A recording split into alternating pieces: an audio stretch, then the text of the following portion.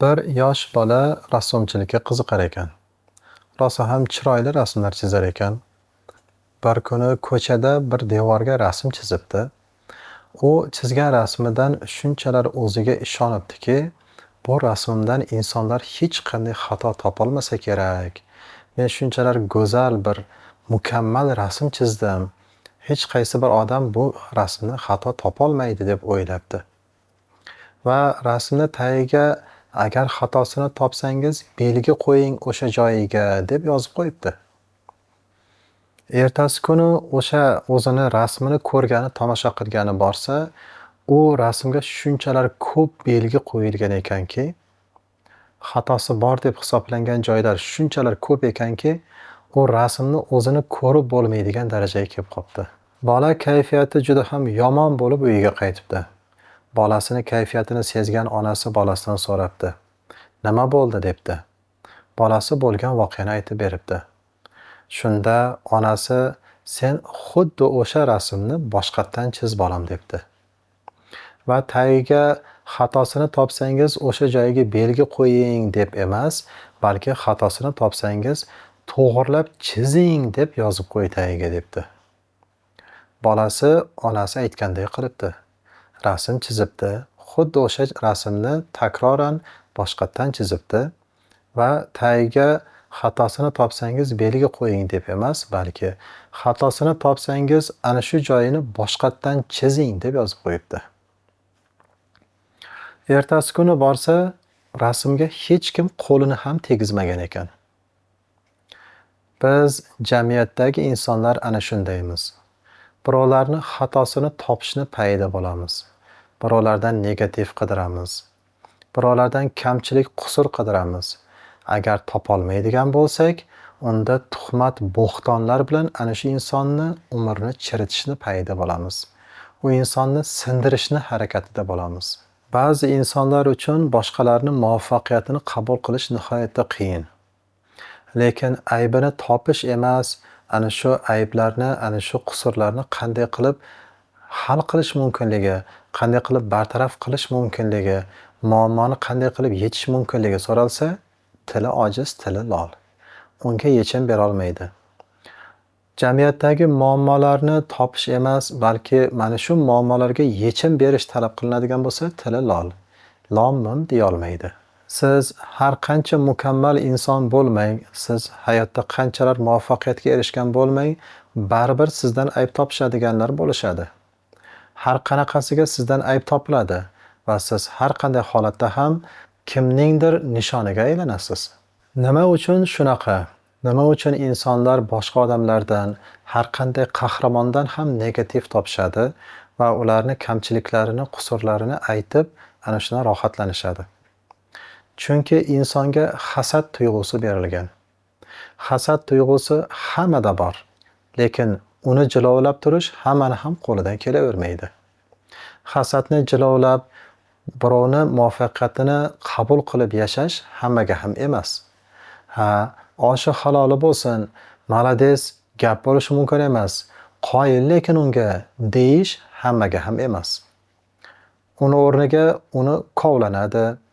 Yaxshilab undan arzimagan joylaridan negativ qusurlar topiladi va juda ham katta pashadan fil yasab, uni yuziga solinadi. Eng osoni shu. O'zi ana shu muvaffaqiyatga erishgan odamni darajasiga chiqadigan unda salohiyat yo'q, kuch yo'q. Unga ilmi yetishmaydi. Uni darajasiga chiqa olmaydi. Chiqa olmagandan keyin eng yaxshi usul esa ana shu darajaga chiqqan insondan kamchilik topish, uni muvaffaqiyatini yo'qqa chiqarish. Eng yaxshi yo'li shu. U ozgina mehnat qilay, ozgina o'zim ham ana shu axloqim ustida ishlayin, men ham uni darajasiga, uni chiqqan darajasiga men ham chiqayin axir desa, o'ta ketgan dangasa. Dangasaligini ham yenga olmaydi. Endi birdan bir chora ana shu muvaffaqiyatga erishgan odamni negativlarni topib, uni sindirish. O'zi unaqa darajaga erisha olmaydi. Erisha olganlarni esa ko'ra olmaydi. Birdan bir yo'li ana shu erishgan, ana shu darajaga chiqqan odamlarni sindirib yer bilan yakson qilish. 80-90% holatlarda negativ mana shu narsadan kelib chiqadi. Musa alayhissalom qavmini oldida yurib ketayotgan ekan, odamlar gapirishibdi. Musa kibrli-da, o'zini boshliq sanaydi-da, shuning uchun qavmini oldida ketyapti deyishibdi. Musa alayhissalom bu gapni eshitib, qavmini o'rtasiga kirib yuribdilar. Musa qo'rqoqda, qavmini atrofiga o'ziga qalqon qilib yuribdi. U shunaqangi qo'rqoq deyishibdi odamlar. Shunda Musa alayhissalom chora qolmaganidan qavmini orqasida yuribdilar. Shunda odamlar aytishibdi, Musa payg'ambar bo'lguncha bir cho'pon edi. U cho'pon bo'lib o'rganib qolgan, shuning uchun qavmini orqasida ketyapti deyishibdi. Shunda Musa alayhissalom Allohga munojat qilib so'rabdi. Shunda Allohdan Musa alayhissalomga ovoz kelibdi. Sen-ku bir bandasan. U odamlar meni gapiradi-yu debdi. Biri Xudo bor desa, biri Xudo yo'q deydi. Biri Xudoning bolasi bor deydi. Biri kim ko'rib ketdi do'zax jannatlarni deydi. Sen hali bandasan. Sen indama ularga debdi Alloh taolo. Biz bandalar yashayversak ko'raveramiz ekan. Har xil insonlarni ko'ramiz hayotda. Siz to'g'ri yo'ldamisiz? Odamlarni gap so'ziga e'tibor qilmasdan to'g'ri yo'lingizda davom etavering. Odamlar gapiraveradi. Odamlar shohni ham, gadoni ham gapiradi. Odamlar yaxshini ham, yomonni ham gapiraverishadi. Hammasidan ayb topishadi. Aslida voqea hodisalar bizni shu voqea hodisalarga qanday ko'z bilan qarashimizga bog'liq. Ayni bir voqeaga ikki kishi ikki xil nuqtai nazardan qarashi mumkin. Bitta voqeaga ikkita odam ikki xil fikr bildirishi mumkin. Hamma o'zicha haq. Hech kim ha men nohaqman demaydi. Hamma men haqman, u nohaq deydi. Ikkita 70 dan oshgan professor domla bilan restoranda o'tirdik. Professor domlalar bilan osh zakaz qilindi. Ulardan ana shu 70 dan oshgan professor domlalardan biri qo'lida osh yeyishni boshladi. Keyin nargi do'sti esa piching qilib, nargi professor domla piching qilib, bu 70 dan oshib ketgan professor bo'lsa ham madaniyatdan uzoq. Ota-bobolarimiz zamonida qolib ketgan buni madaniyati, hali ham qo'lida osh yeydi dedi. Shunda qo'lida osh yeyotgan professor domla 100 ming kishidan qolgan qoshiqda yeyish madaniyat bo'ldimi hali dedi. Mana shu madaniyat deb hisoblayotgan qoshig'ingiz, osh yetgan qoshig'ingizni necha 100 ming kishini og'ziga kirib chiqqanini bilmaysiz. Lekin men aniq bilaman, mana shu qo'lim faqat o'zimni og'zimga kirib chiqqan dedi. Biz bir ko'rishda madaniyatsiz hisoblaydigan manzara. Lekin mana shu manzarani yuzaga keltirayotgan odamning o'zini falsafasi bor. Falsafasi bo'lganda ham nihoyatda kuchli falsafasi bor. Haqiqatdan ham biz ana shu restoranlarda yalab yulqab ovqat yeyotgan qoshig'imizni kimlarning og'ziga kirib chiqqanini bilmaymiz. U qoshiq sariq kasalga chalingan odamning og'ziga kirgan bo'lishi ham mumkin, spidga chalingan odamning og'ziga kirgan bo'lishi ham mumkin. Qolaversa, bugungi kunda trendga aylangan jinsi noma'lumlarning og'ziga kirib chiqqan bo'lishi ham mumkin. Lekin boyagi qo'lida osh yeyotgan professorning qo'li esa faqat professorning og'ziga kirib chiqyapti. Endi kim madaniyatli-yu, kim madaniyatsiz, o'zingiz baho bering. Universitetda o'qib yurgan davrlarimizda Quliyev degan domla bo'lardilar. Hozir rahmatli bo'lib ketgan bo'lsalar kerak. U kishi o'sha vaqtlar ham nihoyatda qari edilar. U kishi bizga adabiyot fanidan dars berardilar. U kishi o'tgan kunlar romanidagi Otabek obrazini, Otabek qahramonni nihoyatda yaxshi ko'radilar. Otabek obraziga baho berib, sifatlarini aytib turgan vaqtlarida orqa partada o'tirgan bir kursdoshimiz sho'xlik qilib, gapga quloq solmay, mavzuga quloq solmasdan xiring-xiring qilib kulib turgan bir kursdoshimiz, domla, Otabek deganingiz g'irt xotinboz bo'lgan devordi. Shunda Quliyev domla shunchalar asabiylashdiki, aytishga, nima deb gapirishga gapini ham topolmay qoldi bechora domla. Va sen bola o'tirgan joyingda qo'yib yuboraverma, bilib bilmasdan har narsani gapiraverma deya oldi xolos. Azizlarimiz aytadilar, kim bir kishini muhokama qilsa, o'sha insonni taqdirini yashamaguncha o'lmaydi deb. Haqiqatda shunday bo'ldi. Ana shu kursdoshimiz Otabek bobomizni taqdirini yashadi. Hattoki Otabek bobomizdan ham o'tkazdi. Aynan o'zi muhokama qilgan masalada. Hozirgi vaqtda ijtimoiy tarmoqda bu trend avj olgan. Odamlar o'tirgan joyida qo'yib yuboradigan bo'lgan. Issiqqina uy, komfort, maza qilib bexavotir o'tiribdi. O'tirgan joyida xohlagan kommentariyasini yozadi, xohlagan gapini gapiradi, ijtimoiy tarmoqlarga yuklab yuboraveradi. Lekin real hayotga kelganda, yuzma-yuz uchrashib qolganda, gapingga javob berasanmi? Qani javob ber endi deganda, bir dona so'ziga ham javob bera olmay qolishyapti. Va natijada uzr so'rab chiqishyapti. Kim birovni onasini so'kibdi, o'zini onasi bilan o'sha ishni qilibdi, deydilar azizlarimiz. Sahobalar davrlarida kimdir birovni onasini so'ksa, u inson qaytarib uni ham onasini so'kmas ekan. Aksincha, odamlar ana shu so'kingan odamga rahmlari kelar ekan. Chunki u inson hozirgina ana shu aytgan ishini, birovni onasiga nisbatan aytgan ishini o'zini onasi bilan qilganlik gunohini olgan bo'lar ekan. Bu inson, so'kingan inson shunchalik katta gunohga qoldi, o'zini onasi bilan shunday nojo'ya ishni qilganlik gunohini oldi deb unga rahm qilishar ekan. Rahmlari kelar ekan. Hamma o'zicha haq. Hech kim men aybdorman, men qusurliman demaydi. Sen haqsan demaydi. 10 yashar o'g'ilcham onasiga qarab aytayapti. Sizga mazza qilib ovqat pishirasiz. Men bo'lsam shunday qiynalib darslarimni qilaman dedi. Hammamiz hangu mang, og'zimiz ochilib qoldi. Opalari ham kulaverib, ichaklari uzilib ketdi.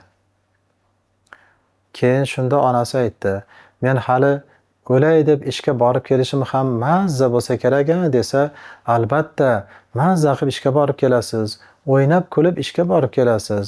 Yo'lda kamiga metroga o'tirib, sayr sayohat qilib kelasiz. Kamiga pulingiz bor, xohlagan narsangizni olasiz degandan keyin hammamiz dumalab qoldik. Hamma o'zicha haq degani shu bo'lsa kerakda. Ishga ham mazza qilib borib kelasiz, metroda sayr sayohat qilib kelasiz, ovqatni ham mazza qilib pishirasiz. Men bo'lsam o'lay deb maktabimning darslarini qilaman. Demak, aslida gap voqea hodisalarga qanday rakursdan qarashimizga bog'liq ekan. Biz voqea hodisalarga bu yomon narsa deb qaraydigan bo'lsak, u yomon narsa ekan. Bu yaxshi narsa deb qaraydigan bo'lsak, u biz uchun yaxshi narsa bo'lar ekan. Bizga eng katta jarohatlarni bizga eng yaqin insonlar berishadi. Bizga eng yuragimizga og'ir botadigan gaplarni biz uchun eng yaqin bo'lgan insonlar aytishadi. Bir davrada ayollar, erkaklar ko'pchilik hamsuhbat bo'lib qoldik. Xotini 4 ta farzandi bilan tashlab ketgan bir erkak kishi bor edi.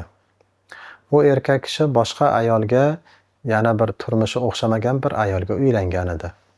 Shunda davradagi bir ayol kishi u erkakka qarab, siz xotinbozsiz, siz o'zingizdan 10 yosh kichkina ayolga uylanib, mazza qilib yashayapsiz. Siz bu ayolni bolalaringizga xizmatkor qilib qo'ygansiz. Yomon xotinbozsiz-da, dedi. Shunda bu inson rahmat sizga, ichingizdagini tashingizga chiqarib, ochiq-oydin aytganingiz uchun rahmat dedi. Lekin xotinboz deb har kuni har xil harom xarish ayollarga osilib yuradigan odamlar aytiladi. Men bu ayolni halol pokiza nikoh bilan nikohlab, pok-pokiza yashayapman dedi. Qolaversa, bizni ro'zg'orda, bizni oilada hech kimga xizmatkor emas dedi. Katta qizim ovqatlarni pishiradi, kichkina qizim uylarni tozalab, kiyimlarni dazmollaydi. O'g'illarim musorlarni tashlab kelishadi, bozorlik qilishadi.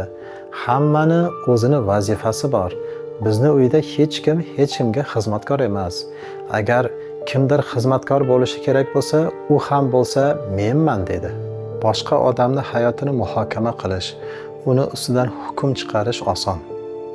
Lekin o'sha insonni hayoti o'zingizning boshingizga tushganda, o'sha odamning taqdirini o'zingiz yashab boshlaganingizda, keyin tushunasiz u odamning ahvolini. Inson qachon boshqalardan xato topmaydi. Inson qachon boshqalarni muhokama qilib, ularning kamchiliklarini qidirmaydi. Qachonki u inson o'zini axloqini mukammallashtirish bilan, o'zini axloqini go'zallashtirish bilan band bo'lsa. Lekin biz band emasmiz-da. Biz g'irt bekorchimiz. O'zimizni axloqimiz, o'zimizda bad axloqimiz, bad xulqimiz qolib, boshqalarning qusurlarini qidirish bilan bandmiz. Biz boshqalarning qusurlarini qidirish bilan shunchalik bandmizki, o'zimizni axloqimizni tuzatishga vaqtimiz yo'q. Natijada bizni axloqimiz kundan kun tubanlashib boraveradi. Biz kundan kun pastkashlashib boraveramiz. Chunki biz boshqalarning qusurlarini topish bilan, ularning ayblarini yuzlariga solish bilan bandmiz. Biz ularni hayotlarini muhokama qilmasak, kim qiladi axir? Biz ularning ayblarini topib yuzlariga aytmasak, ularning ayblarini kim topadi axir? Bundan maroqliroq, bundan yaxshiroq, bundan zo'rroq ish bormi dunyoda? Mazzada birovlarning hayotini muhokama qilib, boshqalarning kamchiliklarini topib, ularning yuziga mana shunday bo'lar bo'lmas gaplarni aytib yashash. Boshqa odamlarning hayotini muhokama qilsang, seni hech qanday mas'uliyating yo'q. Sendan ijodkorlik talab qilinmaydi, sendan mehnat talab qilinmaydi, seni axloqingni tuzatish talab qilinmaydi, o'rningdan turib ter to'kib ishlash talab qilinmaydi. Shunchaki birovning aybini top, uni bo'rttirib, undan pashshadan fil yasa. Bor yo'g'i o'sha odamdagi sen ko'rishni xohlamagan, lekin o'sha odamda bor bo'lgan bir fazilatini topdi, uni yomonlashtir, uni tubanlashtir, uni negativga aylantirib, undan bir yomon narsa yasa. Bor yo'g'i shu. Boshqalarni muhokama qilish o'rniga o'zingni axloqingni takomillashtirsang-chi? Yo'g'i, buning uchun mehnat qilishing kerak, badfe'llaringni tarbiyalashing kerak. Badfe'llaringni tarbiyalash uchun o'zingga yoqmaydigan qancha ishlar qilishing kerak. Osonmi? Undan ko'ra boshqalarni muhokama qila qolay. Shunisi osonroq ekan. Lekin shuni bilingki, o'zingiz muhokama qilgan odamni taqdirini yashamaguncha bu dunyodan o'tmaysiz. Bunga azizlarimiz qasam ichishgan. Boshqalarni hayotini muhokama qilyapsizmi? Marhamat. Ana shu insonni boshiga tushgan narsalar, ana shu insonni yashayotgan taqdirini yashamaguncha o'lmaysiz. Bir insonni qizini ajrashganini muhokama qilyapsizmi? Kamida sizning ham qizingiz ajrashadi yoki o'zingiz ajrashasiz. Bir insonni o'g'li qamalganini muhokama qilyapsizmi? Siz ham o'g'lingiz qamalganini ko'rmaguncha o'lmaysiz. Tayyormisiz shunaqa taqdirga? Marhamat. Birovlarning hayotidan negativ qidiravering. Boshqalarning hayotini muhokama qilavering. O'zingizda bad axloqlaringizni, bad xulqlaringizni tarbiyalash o'rniga boshqalarning qusurlarini qidirish bilan band bo'lavering. Lekin shuni bilingki, tanlovda adashmang. Tanlov sizdan. Oqibatlari og'ir bo'ladi.